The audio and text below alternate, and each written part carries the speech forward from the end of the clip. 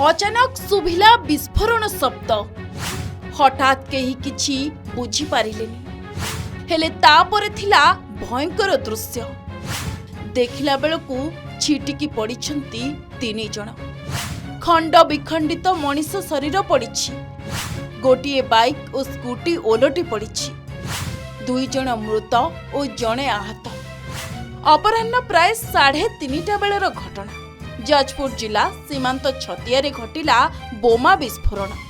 एथिरे 2 जनकर प्राण जाइथिबा बेले जणे अति गुरुतर भावे आहत होइछंती। आहतंकु चिकित्सा पाई मेडिकल ले भर्ती करा जाइछि। तेबे कोन थिला घटना, काहेकि एमिति बोमा फुटिला तार तदंत करुछि पुलिस। प्रत्यक्षदर्शीक कहिबा कथा बाइक रे 3 जण आसिले, सेही बाइक रे ही बोमा थिला जहा अचानक फुटिगला। आवाज किसी शुभी कि आम शुणी पारिनु किंतु खरा बेले घटना होइछि।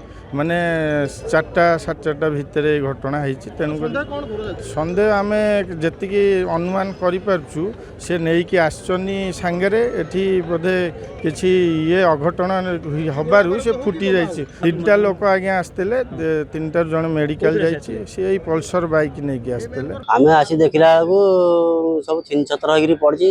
बम समस्ते कहले अंटारे बम नहीं आसते से बम सब भस्ट कर सब गोड़ हाथ कुआड़े सब 3 छतर होगी पड़ी। से 3 जन अच्छे जनकर आखि नष्ट हो 2 जन पड़ी।